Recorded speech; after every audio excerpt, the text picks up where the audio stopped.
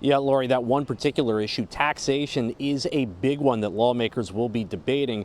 It's also one that the operators of a lot of American Legion posts, VFWs, and small businesses are watching very closely. Now that they're deemed illegal, it's pressure to get it done. Zemby's Sports Tavern owner Angelo Karayanis says he's not surprised with the Supreme Court decision.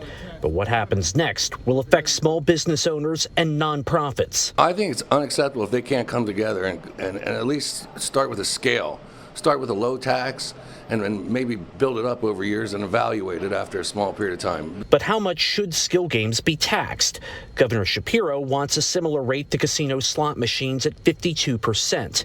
The makers of skill games have backed proposals for as low as 16%, and more recently, the idea of a monthly flat fee. Some Republicans have suggested 35%. Our whole point was, hey, if the edges of the spectrum aren't going to make any advancement, maybe we need to step into the middle and see if we can't create a conversation up or down from that point. And I think that's where we still are. Senator Chris Gebhard also suggesting that skill game machines only be located in establishments with liquor licenses. Lawmakers were given 4 months to settle that issue and other regulatory questions.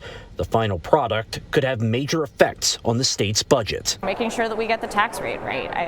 There are a lot of things to weigh in that capacity, and I think the easiest thing to do would be to wait out the 120 days. But I don't know that we really have the option to do that.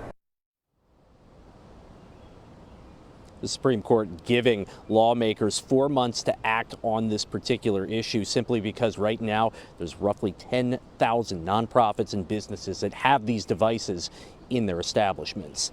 In Harrisburg, Tom Lehman, WGAL News 8.